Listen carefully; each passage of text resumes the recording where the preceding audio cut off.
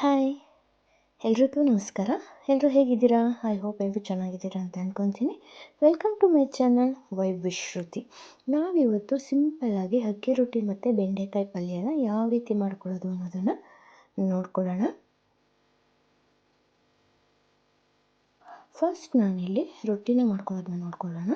ನಾನಿಲ್ಲಿ ಸ್ವಲ್ಪ ನೀರಿಗೆ ಸ್ವಲ್ಪ ಉಪ್ಪು ಹಾಕಿ ಚೆನ್ನಾಗಿ ಬಿಸಿ ಮಾಡ್ಕೊಳ್ಳೋದಕ್ಕೆ ಇಟ್ಕೊಂಡಿದ್ದೀನಿ. ನೀರು ಎಷ್ಟು ಬಿಸಿಯಾಗಿರುತ್ತೋ ಅಷ್ಟು ಚೆನ್ನಾಗಿ ಅಕ್ಕಿ ರೊಟ್ಟಿ ಬರುತ್ತೆ. ನಾನಿಲ್ಲಿ ಸ್ವಲ್ಪ ಹಸಿಟ್ಟನ್ನ ಹಾಕ್ಕೊಂಡು ಚೆನ್ನಾಗಿ ಮಿಕ್ಸ್ ಮಾಡ್ಕೊತಾ ಇದ್ದೀನಿ. ಕೆಲವರು ಮುದ್ದೆನೂ ಕೂಡ ಹಾಕ್ಕೊತಾರೆ, ಹಾಗೆ ಇನ್ನು ಕೆಲವರು ಅನ್ನನ ಕೂಡ ಹಾಕ್ಕೊತಾರೆ. ನಾನಿಲ್ಲಿ ಸ್ವಲ್ಪ ಗಂಜಿ ಥರ ಮಾಡಿಕೊಂಡು ಆಮೇಲೆ ಹಿಟ್ಟನ್ನ ಕಲಿಸ್ಕೊತೀನಿ. ಇನ್ನು ಕೆಲವರು ಇದಕ್ಕೆ ಹಸಿಟ್ಟನ್ನ ಹಾಕೊಳ್ದಲೇ ಬರೀ ನೀರನ್ನ ಹಾಕಿ ಉಪ್ಪನ್ನ ಹಾಕಿ ಕೂಡ ಮಾಡ್ಕೊತಾರೆ. ಇದು ಸ್ವಲ್ಪನೂ ಗಂಟು ಇರದೇ ಇರೋ ಥರ ಮಾಡ್ಕೊಬೇಕು ನಾವು. ಇಲ್ಲಾಂತ ಅಂದರೆ ಅದು ಹಿಟ್ಟು ಮುದ್ಲಿಕ್ಕೆ ಚೆನ್ನಾಗಿ ಬರೋದಿಲ್ಲ. ಅದು ಅಲ್ಲದಲೇ ಅಕ್ಕಿನ ರೊಟ್ಟಿ ಮಾಡಬೇಕಾದ್ರೆ ಹಿಟ್ಟನ್ನ ತುಂಬ ಸಣ್ಣಕ್ಕೆ ನಾವು ಮಾಡಿಸ್ಕೊಂಡಿರಬೇಕಾಗುತ್ತೆ. ತರಿಯಾಗಿ ಇಲ್ಲ ಉಪ್ಪಿಟ್ಟಿನ ರವೆ ಥರ ಇದ್ದರೆ ನಮಗೆ ಮುದ್ದಿಯೋಕ್ಕೂ ಬರೋದಿಲ್ಲ, ಅದೇ ರೀತಿ ನಮಗೆ ರೊಟ್ಟಿ ತಟ್ಟೋಕ್ಕೂ ಬರೋದಿಲ್ಲ. ಅದು ಸೈಡಲ್ಲೆಲ್ಲ ಹೊಡ್ಕೊಳ್ಳುತ್ತೆ ಮತ್ತು ಅದು ಅಷ್ಟು ಚೆನ್ನಾಗೂ ಕೂಡ ಇರೋದಿಲ್ಲ. ನಾವೆಷ್ಟು ಸಣ್ಣದಾಗಿ ಮಾಡಿಸ್ಕೊತೀವೋ ಅಷ್ಟು ಚೆನ್ನಾಗಿ ನಮಗೆ ರೊಟ್ಟಿ ಮೃದುವಾಗಿ ಮತ್ತು ರೌಂಡಾಗಿ ನೀಟಾಗಿ ಬರುತ್ತೆ. ಇವಾಗ ನಾನು ಇದು ಸ್ವಲ್ಪ ತಣ್ಣಗಾದ್ಮೇಲೆ ಒಂದು ಬೌಲಿಗೆ ಹಾಕ್ಕೊಂಡಿದ್ದೀನಿ. ಇದಕ್ಕೆ ನಾನಿವಾಗ ಎಷ್ಟು ಬೇಕಷ್ಟು ಹಸಿಟ್ಟನ್ನ ಮಿಕ್ಸ್ ಮಾಡ್ಕೊತೀನಿ. ನಾನಿಲ್ಲಿ 4-5 ರೊಟ್ಟಿ ಆಗೋಷ್ಟು ನಾನು ಮಿಕ್ಸ್ ಮಾಡ್ಕೊತಾ ಇದ್ದೀನಿ. ಅದಕ್ಕೆ ಸ್ವಲ್ಪ ಕಡಿಮೆ ಕ್ವಾಂಟಿಟಿ ತೊಗೊಂಡಿದ್ದೀನಿ. ನಿಮಗೆ ಎಷ್ಟು ಬೇಕೋ ಅದರ ಪ್ರಮಾಣದಲ್ಲಿ ನೀವು ನೋಡಿಕೊಂಡು ತಗೋಬಹುದು. ಇದು ಆರಿದ ಮೇಲೆ ನಾನು ಇದಕ್ಕೆ ಹಸಿಟ್ಟನ್ನ ಆ್ಯಡ್ ಮಾಡ್ಕೊತಾ ಇದ್ದೀನಿ. ಹಸಿಟ್ಟನ್ನ ಆ್ಯಡ್ ಮಾಡಿಕೊಂಡು ಚೆನ್ನಾಗಿ ಸಣ್ಣಕ್ಕೆ ನಾನು ಮಿತ್ಕೋತಾ ಇದ್ದೀನಿ. ಹಸಿಟ್ಟನ್ನ ರೊಟ್ಟಿನ ಮಾಡಬೇಕಾದ್ರೆ ಏನಪ್ಪ ಅಂತಂದರೆ ನಾವು ಮಿದ್ದಿದ ತಕ್ಷಣವೇ ರೊಟ್ಟಿನ ಹಾಕಿದರೆ ಅದು ತುಂಬ ಚೆನ್ನಾಗಿ ಬರುತ್ತೆ. ಇಲ್ಲ ನಾವು ಚಪಾತಿ ಥರ ಸ್ವಲ್ಪ ನೆನ್ಕೊಳ್ಳಿನ ಥರ ಏನಾದ್ರೂ ಬಿಟ್ಟರೆ ಅದು ನೀಟಕ್ಕೆ ನಮಗೆ ತೊಟ್ಟೋದಕ್ಕೆ ಬರೋದಿಲ್ಲ. ಇವಾಗ ನೋಡಿ ನಾನು ನೀಟಾಗಿ ಅದನ್ನು ಮಿತ್ಕೊಂಡಿದ್ದೀನಿ. ನೋಡಿ ಈ ಥರ ಸ್ವಲ್ಪನೇ ತಗೊಂಡು ನೀಟಾಗಿ ನಾನು ಇದನ್ನು ಮಿತ್ಕೊಂಡಿದ್ದೀನಿ. ಆಗ ಮಾಡೋದ್ರಿಂದ ಅದು ತುಂಬಾ ಚೆನ್ನಾಗಿರುತ್ತೆ. ಇವಾಗ ನಾನು ಸ್ವಲ್ಪ ಒಂದು ತಟ್ಟೆಗೆ ಸ್ವಲ್ಪ ಹಸಿಟ್ಟನ್ನ ಹಾಕ್ಕೊಂಡು ತೊಟ್ಕೊತಾ ಇದ್ದೀನಿ. ಕೆಲವರು ಮಣೆ ಮೇಲೂ ಚಪಾತಿ ಮಾಡ್ತೀವಲ್ಲ ಆ ಮಣೆ ಮೇಲೂ ಮಾಡ್ತಾರೆ. ಇನ್ನೂ ಕೆಲವರು ಮಾಮೂಲಿ ಸೆಲ್ಫ್ ಮೇಲೂ ಹಸಿಟ್ಟು ಹಾಕ್ಬಿಟ್ಟು ಮಾಡ್ತಾರೆ. ಬಟ್ ನನಗೆ ಸೆಲ್ಫ್ ಮೇಲೆ ಹಸಿಟ್ಟು ಹಾಕ್ಬಿಟ್ಟು ಮಾಡೋದು ಅಷ್ಟು ಇಷ್ಟ ಆಗೋದಿಲ್ಲ. ಅದಕ್ಕೋಸ್ಕರ ನಾನು ತಟ್ಟೆ ಮೇಲೆ ಹಾಕ್ಕೊತಾ ಇದ್ದೀನಿ. ನೆಕ್ಸ್ಟ್ ಇವಾಗ ನಾನು ಒಂದು ಬಾಣಲೆಗೆ ಬೆಂಡೆಕಾಯಿನ ಹಾಕ್ಕೊಂಡು ಚೆನ್ನಾಗಿ ಫ್ರೈ ಮಾಡ್ಕೊತಾ ಇದ್ದೀನಿ. ಇದಕ್ಕೆ ನಾನು ಎಣ್ಣೆನ ಹಾಕ್ಕೊಂಡಿಲ್ಲ.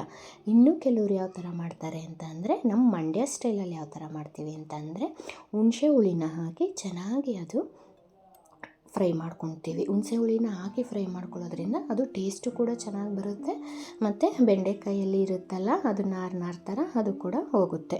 ಇವಾಗ ನಾನಿಲ್ಲಿ ಜಸ್ಟ್ ಏನೂ ಹಾಕ್ಕೊಂಡಿಲ್ಲ, ನಾರ್ಮಲ್ಲಾಗಿ ನೀಟಾಗಿ ವಾಶ್ ಮಾಡಿ ಸಣ್ಣದಾಗಿ ಕಟ್ ಮಾಡಿಕೊಂಡು ಸ್ವಲ್ಪನೂ ಎಣ್ಣೆನೂ ಕೂಡ ಹಾಕ್ಕೊಂಡಿಲ್ಲ, ಹಾಗೆಯೇ ಫ್ರೈ ಮಾಡ್ಕೊತಾ ಇದ್ದೀನಿ.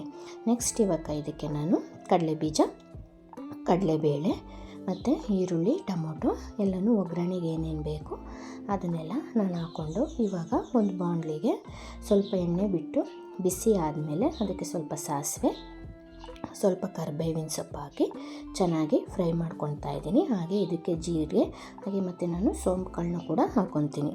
ಸೋಂಪುಗಳು ಹಾಕ್ಕೊಳ್ಳೋದ್ರಿಂದ ಅದು ಡೈಲಿ ಒಂದು 2-3 ಸೋಂಪುಗಳು ತಿನ್ನೋದ್ರಿಂದ ಡೈಜೆಸ್ಟ್ ಆಗೋದಕ್ಕೆ ತುಂಬ ಚೆನ್ನಾಗಿ ಹೆಲ್ಪ್ ಆಗುತ್ತೆ. ನೆಕ್ಸ್ಟ್ ಇವಾಗ ಇದಕ್ಕೆ ನಾನು ಈರುಳ್ಳಿ ಟೊಮೊಟೊನ ಹಾಕಿ ಚೆನ್ನಾಗಿ ಫ್ರೈ ಮಾಡ್ಕೊತಾ ಇದ್ದೀನಿ.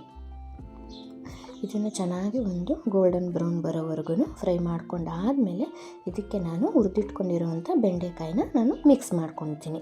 ಇದಕ್ಕೆ ನಾನು ಸ್ವಲ್ಪ ಮಸಾಲೆನ ಕೂಡ ಆ್ಯಡ್ ಮಾಡ್ಕೊತೀನಿ. ಇಲ್ಲ ಅಂತ ಅಂದರೆ ಮಾಮೂಲಿ ನಾವು ಸಾಂಬಾರಿಗೆ ಯಾವ ರೀತಿ ಮಸಾಲೆನ ರುಬ್ಕೊಂಡಿರ್ತೀವಿ ಆ ರೀತಿ ಮಸಾಲೆನ ರುಬ್ಬಿದ್ರೂ ಚೆನ್ನಾಗಿರುತ್ತೆ. ನಾನಿಲ್ಲಿ ಜಸ್ಟ್ ಇದಕ್ಕೆ ಸಾಂಬಾರು ಪುಡಿ ಮಾತ್ರ ನಾನು ಇದಕ್ಕೆ ಆ್ಯಡ್ ಮಾಡ್ಕೊತಾ ಇದ್ದೀನಿ. ಈ ರೀತಿ ನೀವು ಒಮ್ಮೆ ಟ್ರೈ ಮಾಡಿ, ನಿಜವಾಗ್ಲೂ ಚೆನ್ನಾಗಿರುತ್ತೆ. ಇವಾಗ ಇದು ನೀಟಕ್ಕೆ ಬೆಂದ ಮೇಲೆ ಇದಕ್ಕೆ ರುಚಿಗೆ ತಕ್ಕಷ್ಟು ನಾನು ಉಪ್ಪನ್ನ ಹಾಕ್ಕೊಂಡು ಇದನ್ನು ಒಂದು 5 to 10 ಮಿನಿಟ್ಸ್ ಲೋ ಫ್ಲೇಮಲ್ಲಿ ನಾನು ಬೇಯಿಸ್ಕೊತೀನಿ. ಯಾವುದೇ ತರಕಾರಿ ಆಗಲಿ ಯಾವುದೇ ಊಟ ಆದ್ರೂ ಲೋ ಫ್ಲೇಮಲ್ಲಿ ಬೇಯಿಸಿದರೆ ಅದು ತುಂಬ ಚೆನ್ನಾಗಿರುತ್ತೆ. ಹೈ ಫ್ಲೇಮಲ್ಲಿ ಬೇಯಿಸಿದರೆ ಅದು ಬೇಗ ಬೆಂದಿರೋ ಥರ ಕಾಣಿಸುತ್ತೆ ಹೊರತು ಅದು ಒಳಗಡೆ ನೀಟಕ್ಕೆ ಬೆಂದಿರೋದಿಲ್ಲ. ಏನೇ ಆದ್ರೂ ನಾವು ನೀಟಾಗಿ ಬೇಯಿಸಿನೇ ಅಗದಿನೇ ತಿನ್ನಬೇಕು. ಆಹಾರನ ಹಸಿಯಾಗಿ ತಿಂದರೆ ಅಷ್ಟು ಚೆನ್ನಾಗಿರೋದಿಲ್ಲ. ಇವಾಗ ನೋಡಿ ಬೆಂಡೆಕಾಯಿ ಪಲ್ಯ ರೆಡಿಯಾಗಿದೆ.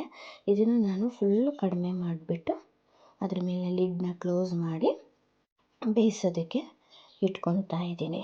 ನೆಕ್ಸ್ಟ್ ಇವಾಗ ನಾನು ಇನ್ನೊಂದು ರೊಟ್ಟಿನ ಹಾಕ್ಕೊಳ್ಳೋದಕ್ಕೆ ಹಾಕಿ ರೊಟ್ಟಿನ ಈ ರೀತಿ ನಾನು ಒಂದು ತಟ್ಟೆಯಲ್ಲಿ ತೊಟ್ಕೊತಾ ಇದ್ದೀನಿ.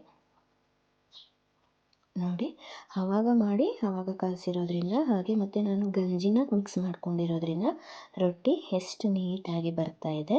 ಇವಾಗ ನಾನು ಇದಕ್ಕೆ ಒಂದು ತವೆ ಮೇಲೆ ರೊಟ್ಟಿನ ಬೇಯಿಸ್ಕೊತಾ ಇದ್ದೀನಿ. ಒಂದು ಸೈಡ್ ಬೇಯಿಸಿ ಅದಕ್ಕೆ ನೀರು ಸವರಿ ಇನ್ನೊಂದು ಸೈಡು ಬೇಯಿಸ್ಕೊತಾ ಇದ್ದೀನಿ. ನೋಡಿದ್ರಲ್ಲ ಎಷ್ಟು ಸಿಂಪಲ್ಲಾಗಿ ನಾವು ಅಕ್ಕಿ ರೊಟ್ಟಿ ಮತ್ತು ಲೇಡಿ ಫಿಂಗರ್ ಕರಿನ ಮಾಡ್ಕೊಂಡ್ವಿ ಅಂತ. ಈ ರೆಸಿಪಿ ನಿಮಗೆ ಇಷ್ಟ ಆಗಿದರೆ ಲೈಕ್ ಮಾಡಿ, ಶೇರ್ ಮಾಡಿ, ಸಬ್ಸ್ಕ್ರೈಬ್ ಮಾಡಿ ಹಾಗೂ ಖಂಡಿತ ನನಗೆ ಕಮೆಂಟ್ ಮಾಡಿ. Thank you.